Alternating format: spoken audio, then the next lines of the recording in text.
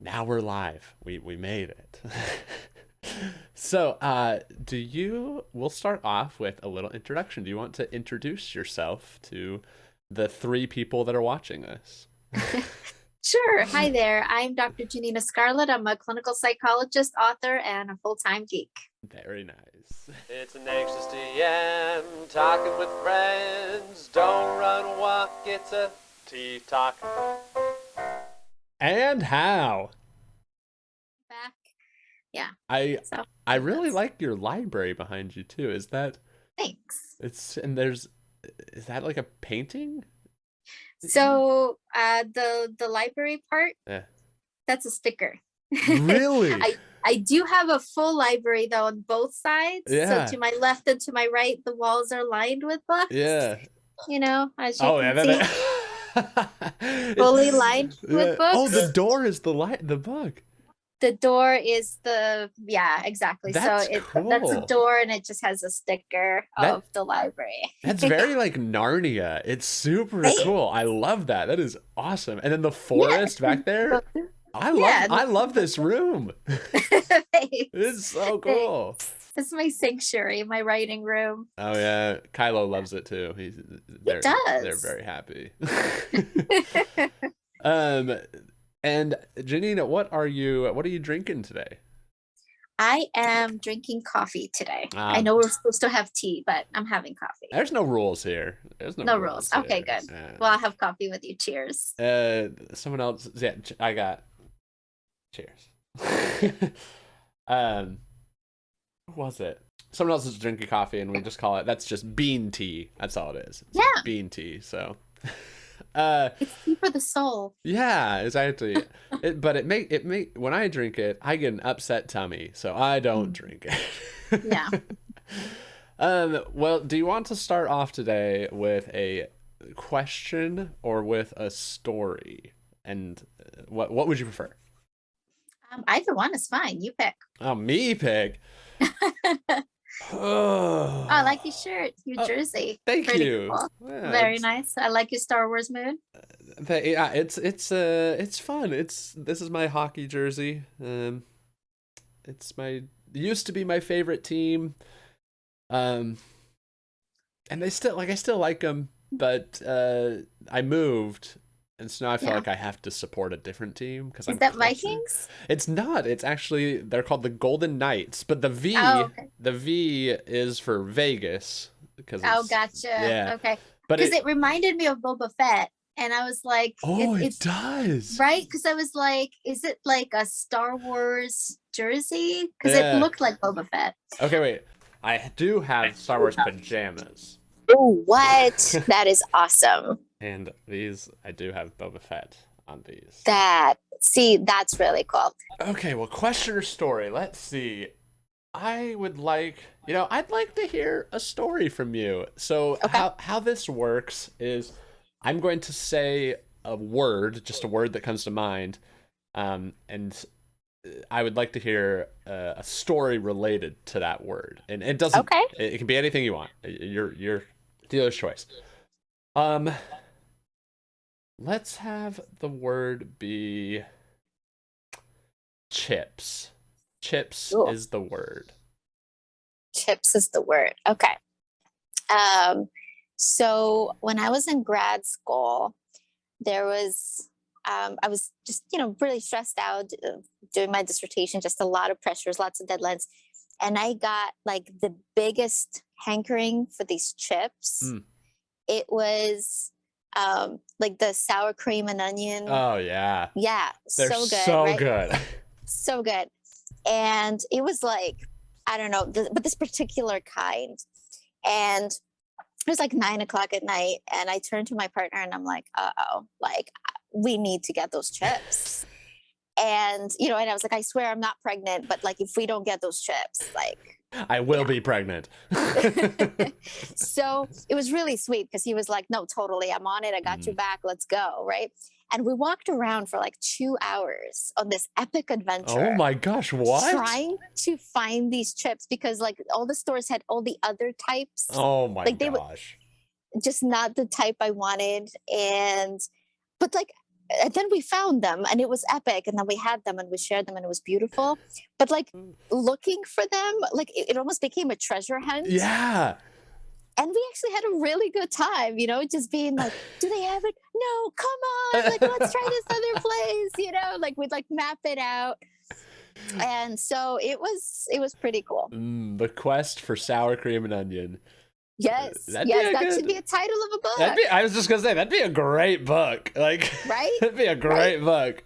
You could have illustrations of it. It would be so good. Oh my gosh, yes.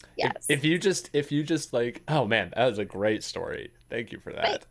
Thank you. If you could, thank you for that question. It'd be awesome. I was when you were envisioning that, like, I was envisioning like, this like two people on like this epic quest traveling across far lands, like dodging traffic.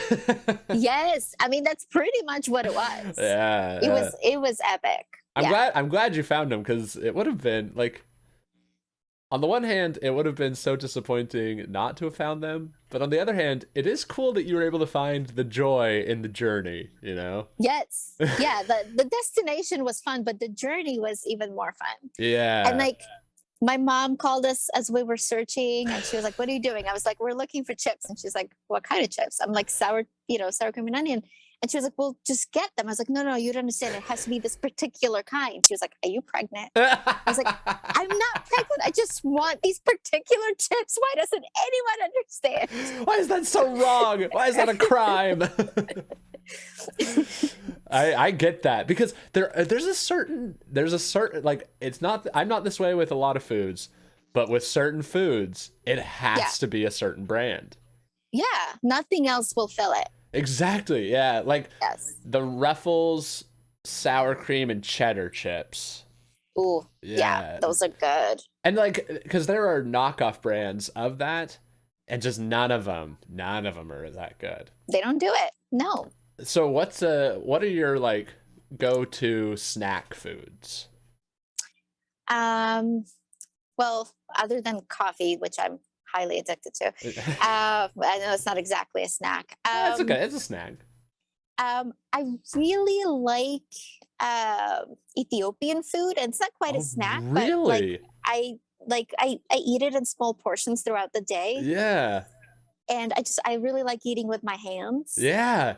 And so, yeah. That is awesome. I've only had Ethiopian food once in my life, and it was cooked by somebody from Ethiopia. It was really cool. They made like the whole spread, and it was you have like, it's just all finger food. That's all it is. So good.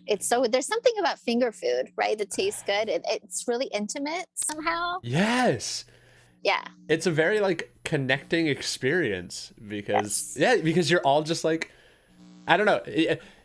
For some reason, like, it's always awkward to eat certain things in company, because like pasta, I don't know why people love pasta, because it's the most awkward thing to eat. Like, the noodles are like slurping into your mouth. Yeah. And it's like smacking you in the eye. But like, when it's finger food, you all kind of are just like, yeah, we're all gonna look ridiculous, but we're gonna look ridiculous together. Exactly. It's beautiful. Yeah, it's really cool. And one of my favorite things is one of my friends will come over and we'll both order Ethiopian, and we'll just kind of make it like a 5 or 6 hour long meal. Like, we'll just eat just a little tiny bits at a time, right? Like, we'll eat a little bit, we'll put it aside and talk. So it's kind of like multiple snacks instead of one meal. Oh, that's so cool. That is so cool. And that's what people say, like, that's what people say is the way you should eat, is like little snacks throughout the day. So you got it figured out. You're living the dream. Right? I'm happy with it. Yeah. I'm a huge snacker. It was funny, my friend came and visited, and he was like, "You just don't eat a lot of food." And I was like, "Yeah, but I just snack throughout the day." It's just like, I don't know. I eat. What do you like to snack? Oh man, what I've been craving lately. Have you ever had Dots pretzels? No, are they good? So it's hard for me to answer that question. Yes, I think they're incredible, but they're so strong. Like, they're so strong. So like, I can only eat like 5 of these pretzels before I have to be like, no, I'm done. But because like I've told my friends about them, and they're like, these are not good. But I love them. That's all that matters. You Exactly. love them. Yeah. Um, Nice. well, I want to thank you again for being on the show. Thanks for having me. I listened to like, I don't remember. I think I listened to the whole thing of your TEDx talk. I listened to your talk with B. Dave Walters, and both were super good. As somebody who currently works in like, an acute psychiatric hospital, I I think this is the thing that like, I'm gonna give you my personal kind of biased viewpoint on it, and then I would love to hear your more like professional viewpoint on it. But it can be a little disheartening working within the system sometimes, because the people we work with are very acutely symptomatic, a lot of like acute psychosis, and even the more like long-term schizophrenia. And in Oregon, there's no like state hospital, there's no like long-term facility. That's like the judiciary system. So like that's where the forensic units are. Like everybody, the state hospital is basically totally forensics. That's all it is. um so it's hard sometimes being like, we're just gonna, like, when we discharge these people, they're probably gonna go to the streets. That's probably what's gonna happen, and that's so tough. Yeah. So that's why I love what you're doing, because like, it gives, I don't know, I feel like when these people that don't live in like the same quote unquote reality as us, or their reality perception is different, like the fact that you provide these strong, like, empowering visualization techniques, I think is super cool. Um, and I heard a little bit about like how you came up with that, but I just want to hear like, why why was it why was this something that you wanted to create? Mhm. Well, I got to tell you, for me, I would say fiction saved my life. Wow. Wow. It's something that really helped me to better understand myself. When I was in Ukraine, I was exposed to Chernobyl radiation, like, everyone else living there at the time. And the one thing that got me through the multiple hospital visits, because my immune system was shattering, was reading fiction. Mm. Like, I would read fairy tales and fantasy and literature. Like, I would read Sherlock Holmes um, and uh, Three Musketeers and all different kinds of things. Yeah. And I felt like I was going on adventures with these characters, and it gave me something to look forward to. Like, oh, hey, when next week when I get out of the hospital, I can go to the library and get, the next Three Musketeers book, right? Because it's a trilogy. I actually remember being like 8 or 9 and going to the library and like checking out the 10 years later, um, 20 years later, the 20 years later book, which is the second book. Oh, yeah. And the librarian being like, aren't you a little too young? It was like, my book. Yeah. Don't judge my reading. Yeah.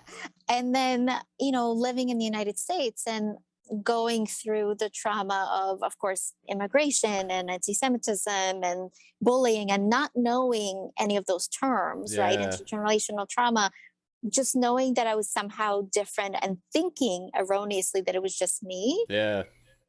And nobody talked about mental health in middle No. school, and so when I saw the X-Men, I was 16, and being able to see characters who were struggling with bullying, anti-Semitism, prejudice, Oh, exclusion. yeah.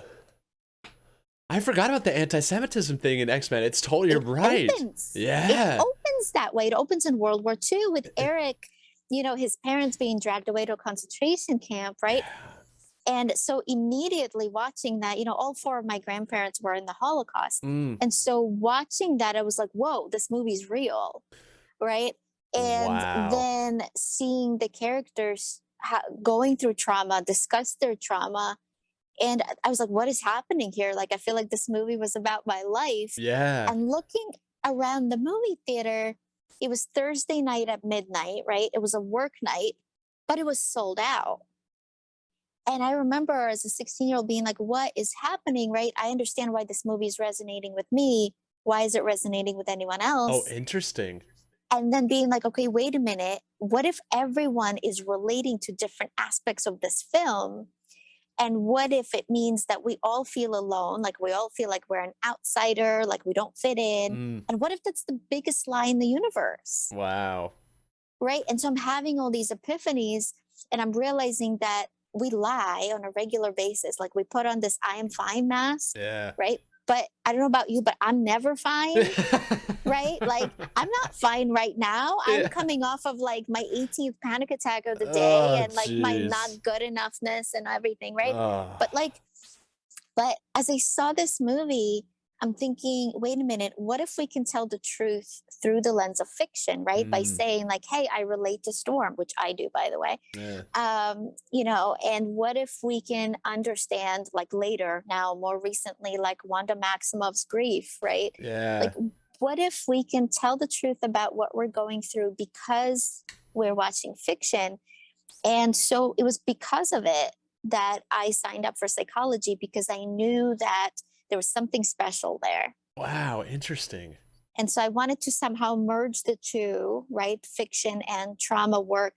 I didn't, or helping people. I didn't really know how at 16, but I just knew it had to be through psychology. And so it kind of started there and then Yeah. went on from there. And then you just went and got a doctorate, you know? So Yeah. nothing big. Just like 10 years of school and that's incredible. That is so cool.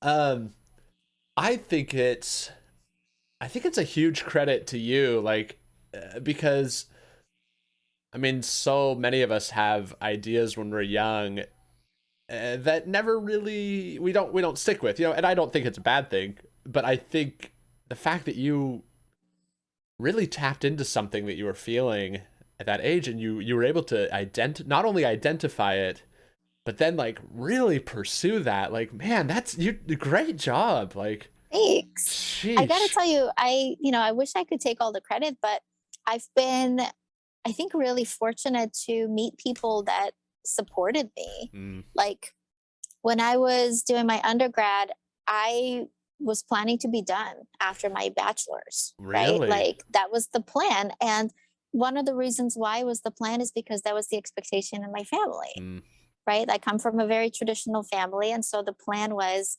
I would graduate, maybe work as a secretary for a little bit, which was fine, right? Like that's a totally fine job. sure.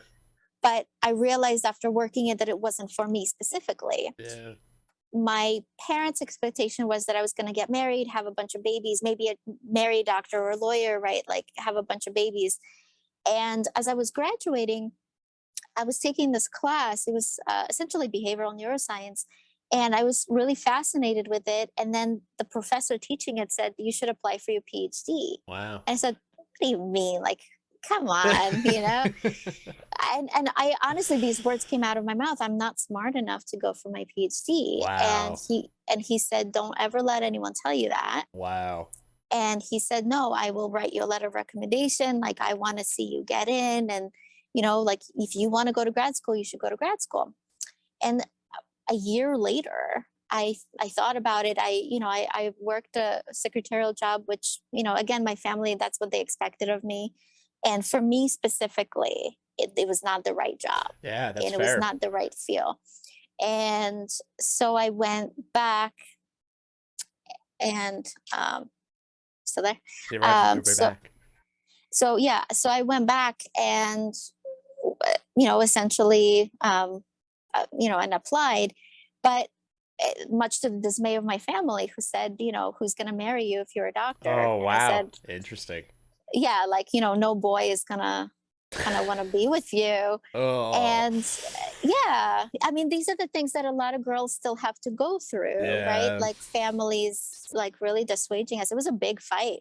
uh, My mom and my brother were furious with me for going to wow, grad school. interesting. um yeah, yeah, just like livid.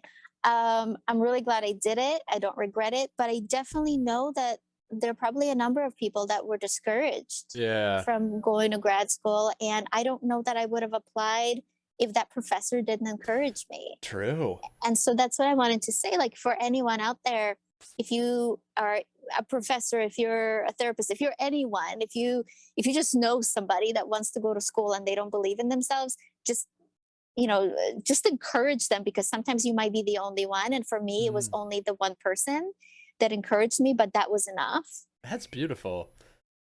Yeah, Thanks. you're right. Like sometimes it only does take one. I think it's I some people that do listen to this are people who work like in the mental health field, like some of my coworkers and things like that.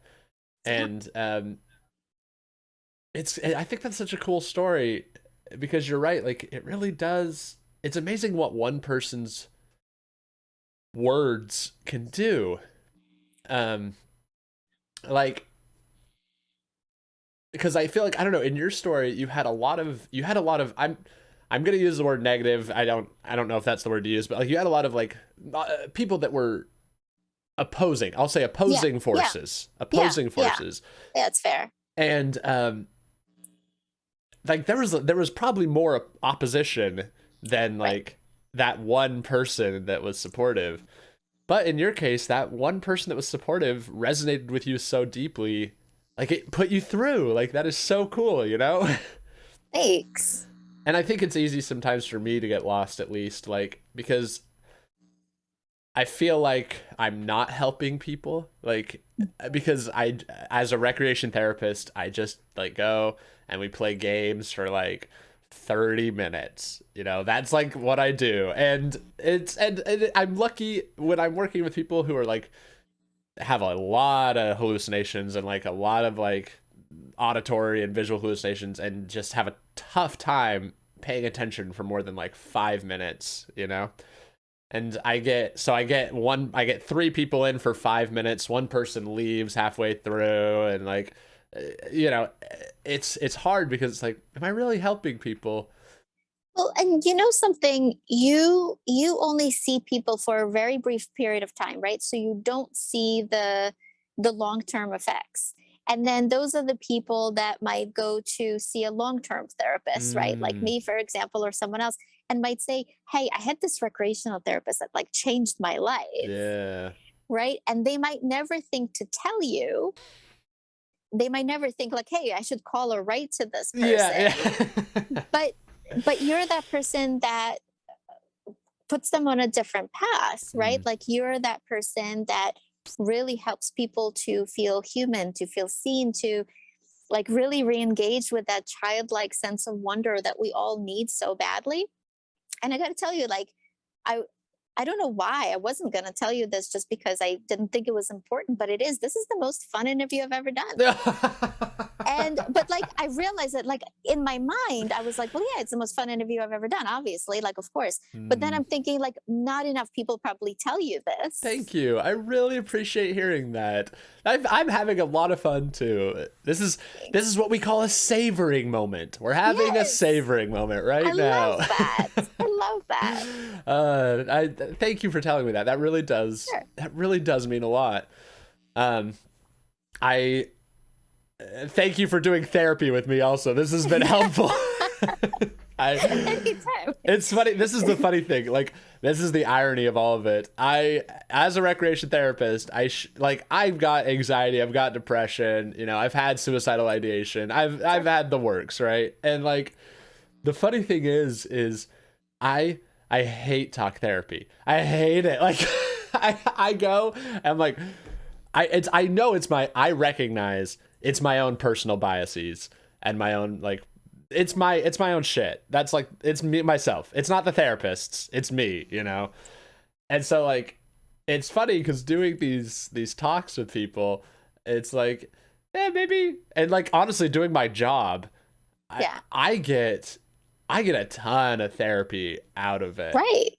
Well, it says a lot, in terms of maybe the traditional talk therapy is not your medium, right? Like that's not for you, not just in terms of you doing therapy, but you getting therapy and vice versa, right? Mm, Where maybe you're somebody that recreational therapy and playfulness, right? And Yeah. like this like creative vibe that you are so good at, at generating and making people feel welcome. I think maybe that's more your vibe. Ah, you're gonna make me And cry. This is the nicest thing that somebody said to me. Like, this is so kind.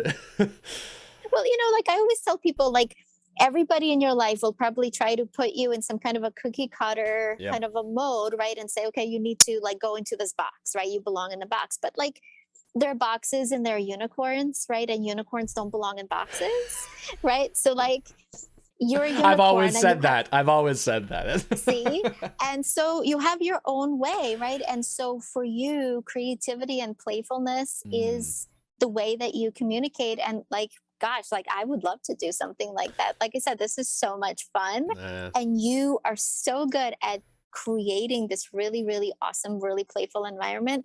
Like coming into it, I was experiencing really high stress. Yeah. Um, just like lots of tech issues today and Man. like stuff like that, but your very kind, very playful nature just took it all away, No, so this is so thank you. nice. I appreciate that.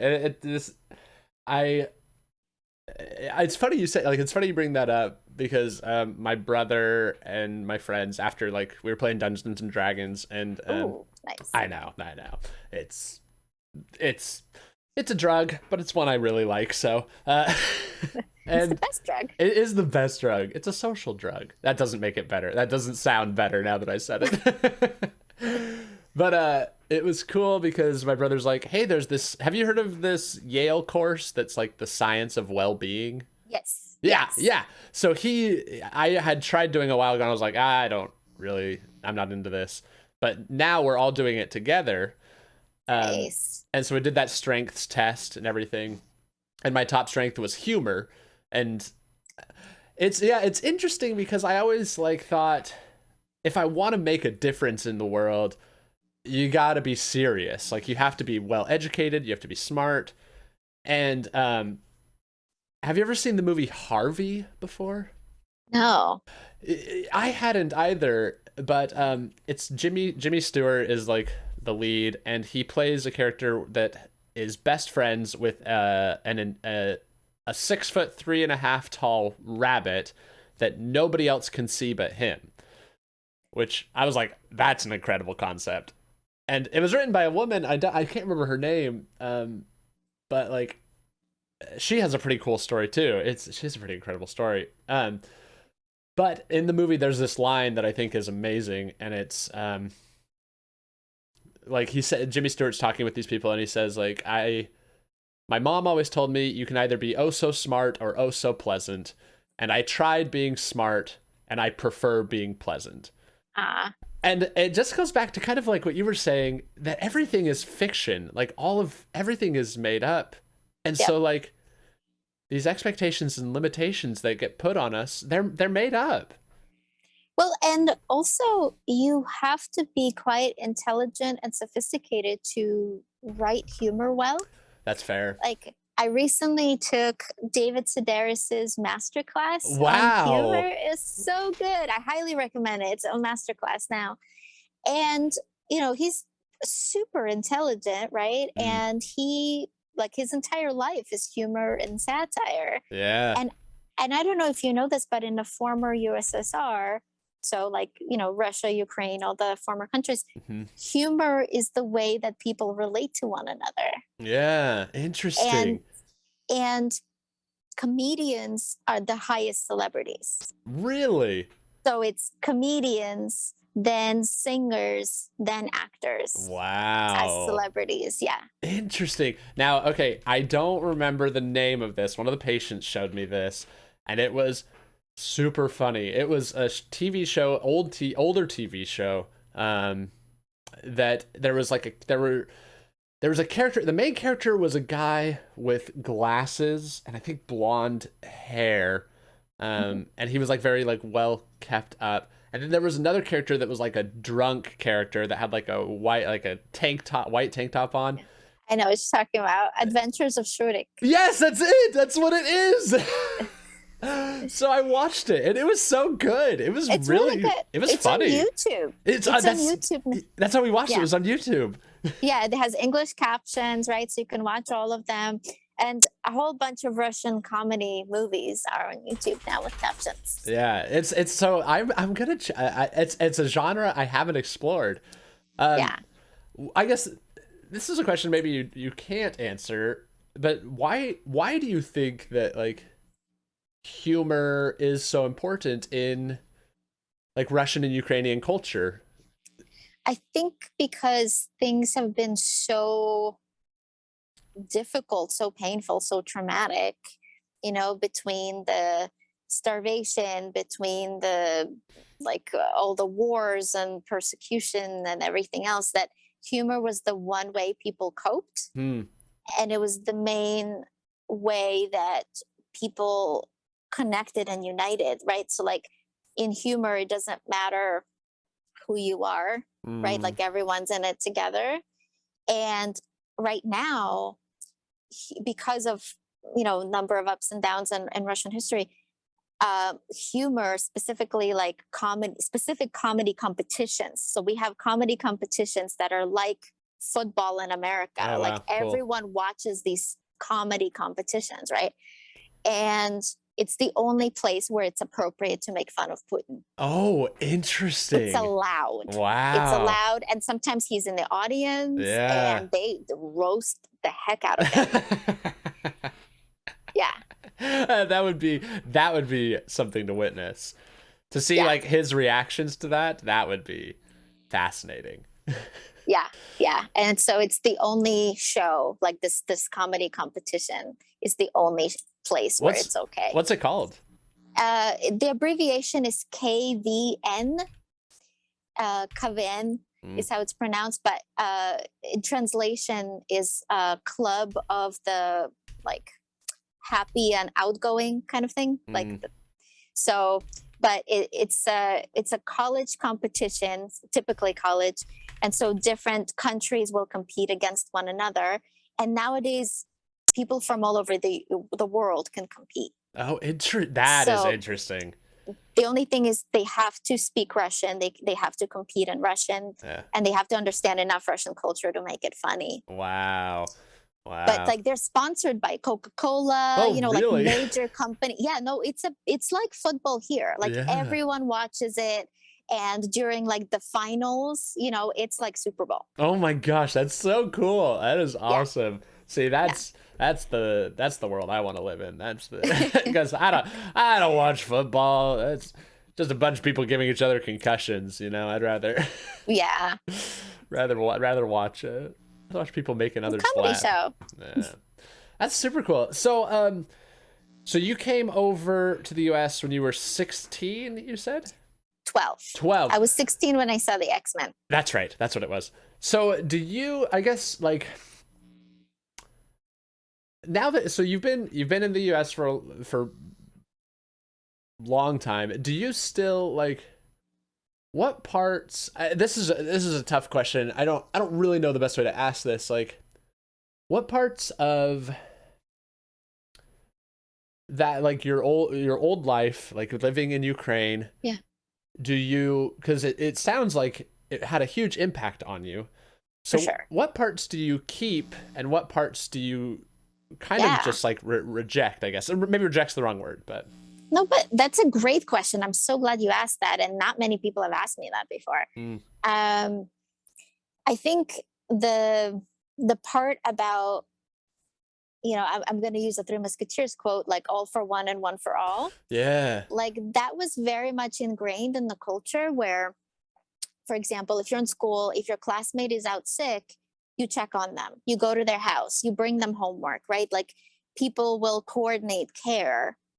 And it was just understood.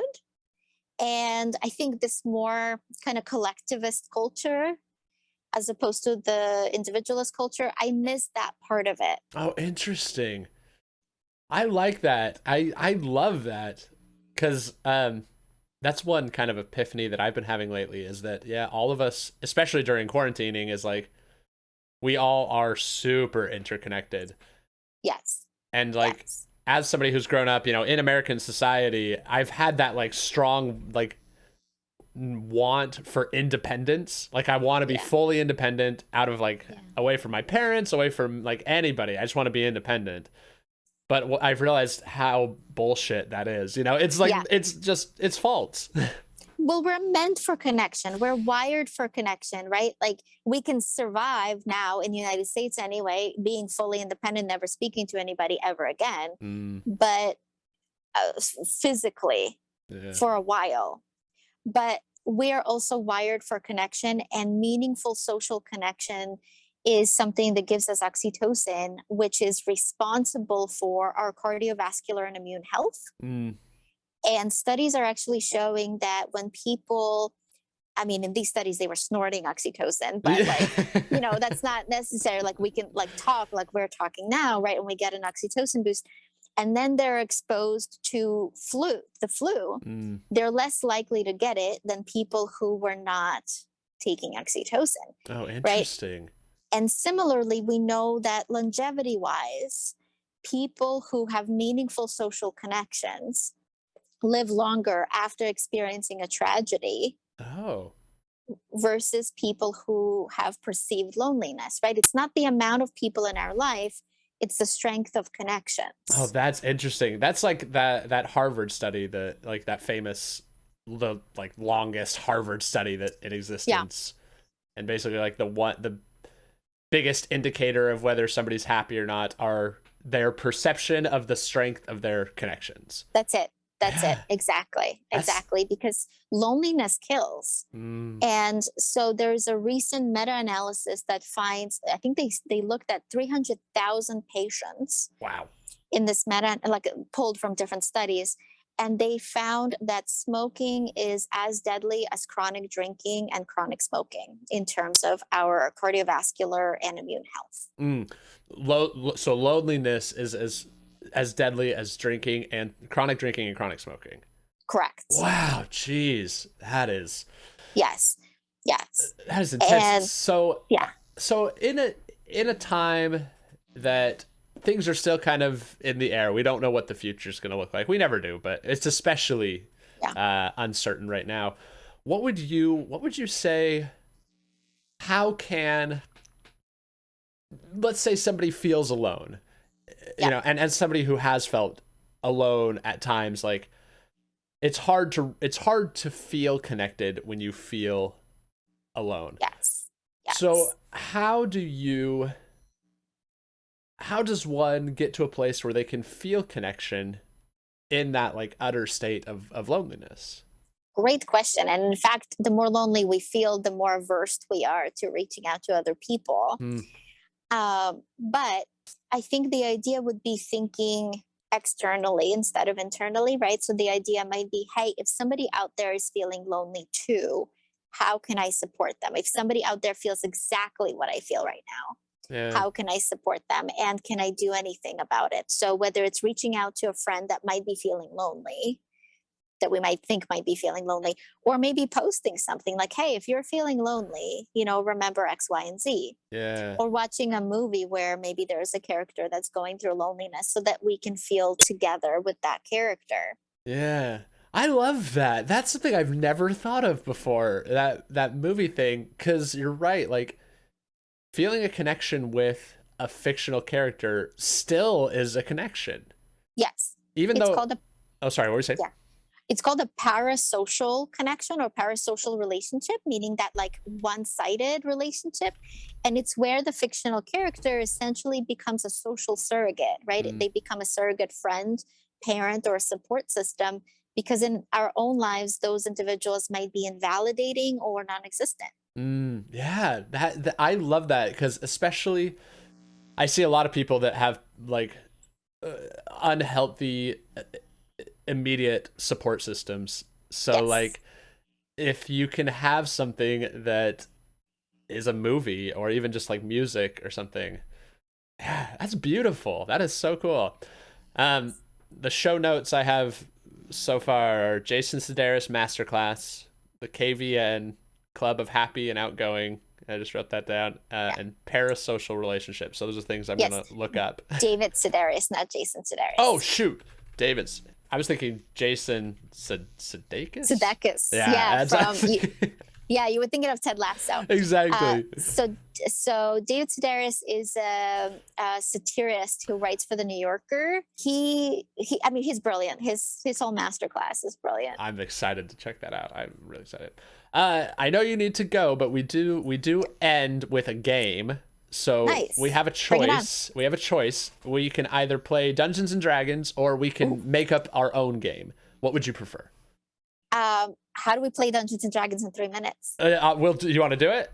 Yeah. Okay, here we go. For it. So what has happened last time is you had found a glowing crystal in the woods that was cursing owlbears in the area. You were with. That's mean. Yeah, it was unfortunate. And so you were with somebody named Mobius who also got cursed by this crystal.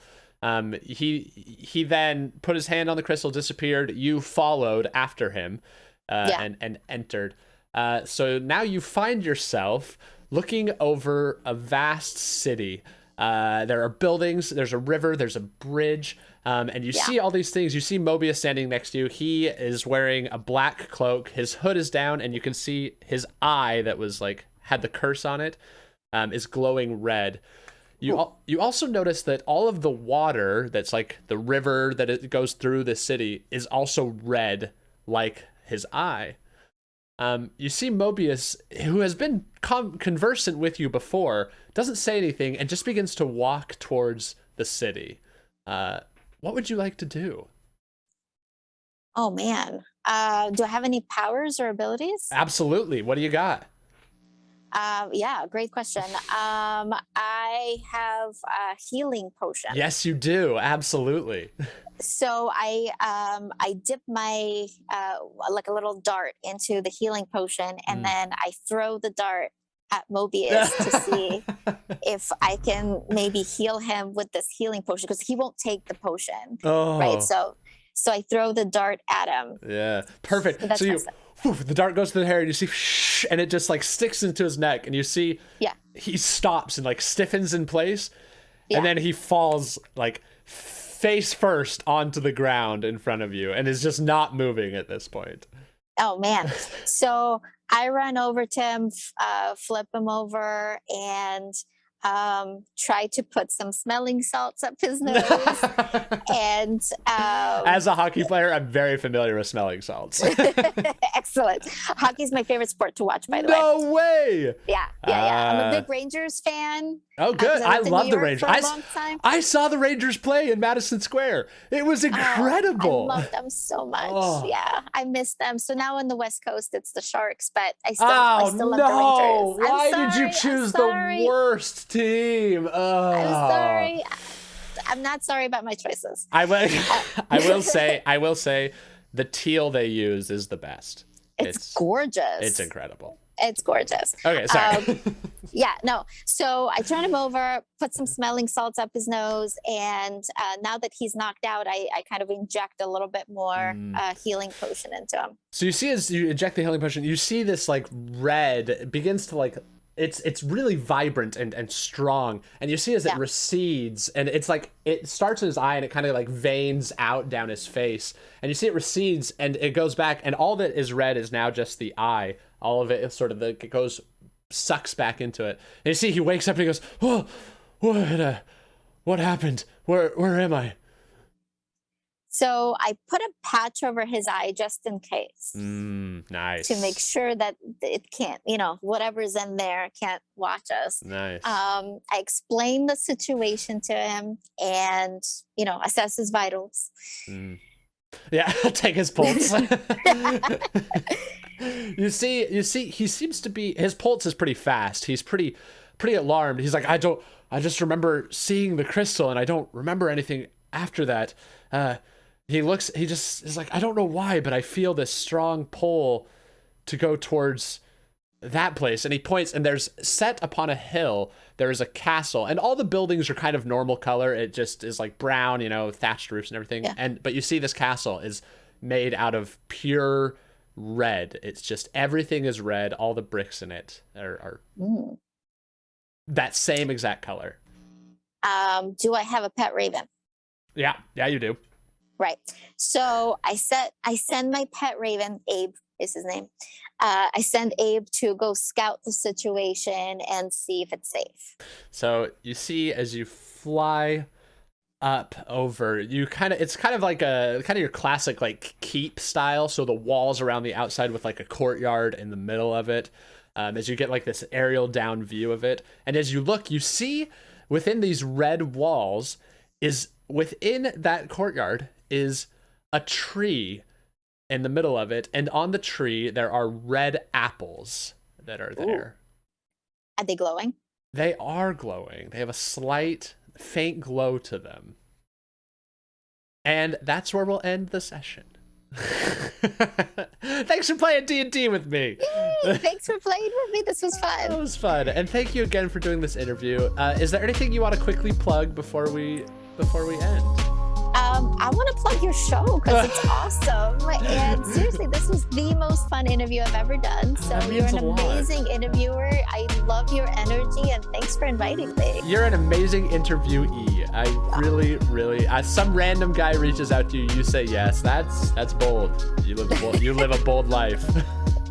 Thank you. I appreciate it. Thank you, Dr. Janina Scarlet, and I hope you have a great rest of the day. Thanks. You as well. Take care. See you later. Bye.